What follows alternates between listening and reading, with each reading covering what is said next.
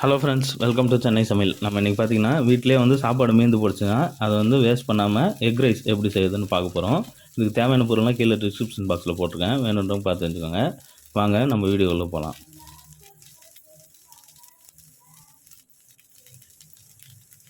சுவையான மற்றும் ட்ரெடிஷ்னலான டிஷ்ஷுகளை பார்க்கணுன்னா நீங்கள் வந்து சென்னை சமையல் யூடியூப் சேனலை மறக்காமல் சப்ஸ்கிரைப் பண்ணுங்கள்.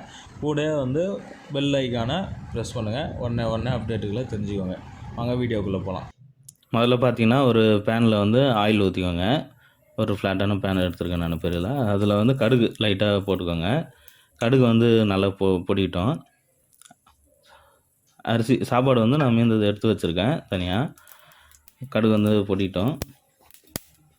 ஒரு 2 கப் அளவு சாப்பாடு. இதில் வந்து 2 பச்சை மிளகாய் போட்டுக்கோங்க. காரத்துக்கு பச்சை மிளகாய் போடுங்க, அதான் நல்லாயிருக்கும். கருவேப்பிலை ஒரு 10 போல் போட்டுக்கோங்க. பட்டை லவங்கம் வந்து நான் பொடி பண்ணி வச்சுருக்கேன், அந்த பட்டை லவங்கம் பொடி தூக்கிக்கோங்க. வெங்காயம் 2 மீடியம் சைஸ் வெங்காயம் 2 கட் பண்ணி வச்சுருக்கேன், அதை போட்டுக்கோங்க. இந்த வெங்காயத்தை வந்து நல்லா வதக்கிக்கலாம். நம்ம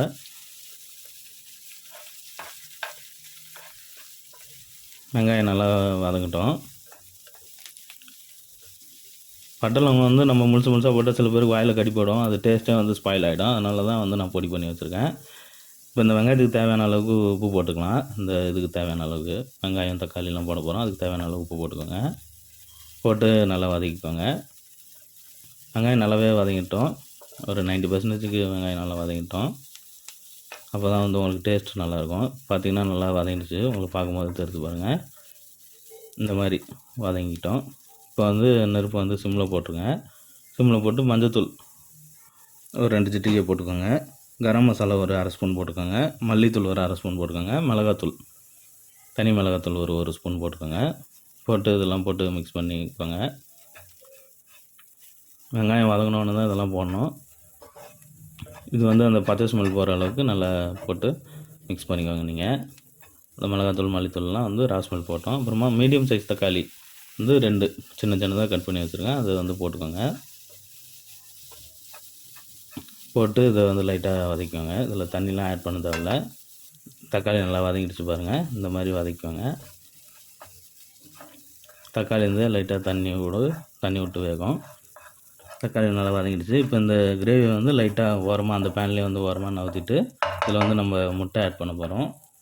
அது கூடயே சேர்த்து இது பண்ணிங்கன்னா முட்டை ஒழுங்காக இது வராது, பச்சை ஸ்மெல் வரும். அந்த முட்டைக்கு தேவையான எண்ணெய் ஊற்றிக்கோங்க.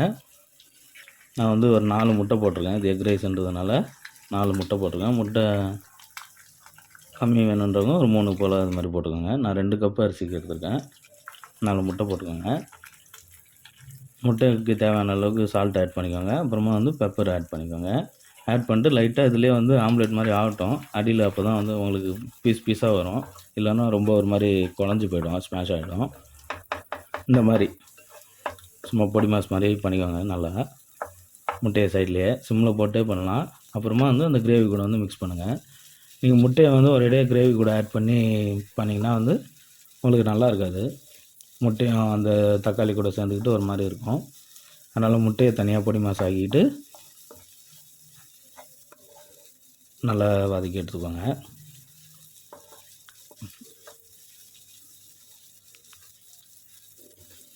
இப்போ வெங்காயமும் தக்காளியும் வந்து நல்லா இதாகிடுச்சு, முட்டை கூட பிளெண்ட் ஆகிடுச்சு. இப்போ நம்ம வந்து சாப்பாடு எடுத்து வச்சுருக்கோம் பார்த்திங்களா, அதை வந்து போட்டுக்க போகிறோம். சாதா சாப்பாடு தான். மதியானம் செஞ்சது மீந்து போச்சுன்னா அந்த மாதிரி காலையில் டைமில் நீங்கள் பண்ணலாம். தண்ணிலாம் ஊற்றி வைக்க தேவையில்லை, அப்படியே பண்ணி மிக்ஸ் பண்ணி விட்டிங்கன்னா வந்து எக் ரைஸ் வந்து சூப்பராக ரெடி ஆகிடும். எல்லாருமே வந்து விரும்பி சாப்பிடுவாங்க. ட்ரை பண்ணி பாருங்கள். இது பழைய சாப்பாடு தானா எப்படி அப்படின்னு யாரும் கண்டுபிடிக்க மாட்டாங்க. இதை வந்து பழைய சாப்பாடு பிரியாணின்னே சொல்லலாம். அது பேர் அவ்வளோ சூப்பராக இருக்கும். எல்லோரும் ட்ரை பண்ணி பாருங்கள். எல்லோரும் விரும்பி சாப்பிடுவாங்க. கண்டிப்பாக ட்ரை பண்ணி பாருங்கள். இந்த வீடியோ உங்களுக்கு பிடிச்சிருந்ததுன்னா சென்னை சமையல் யூடியூப் சேனலை மறக்காமல் சப்ஸ்கிரைப் பண்ணுங்கள். Meet you next video. Thank you friends.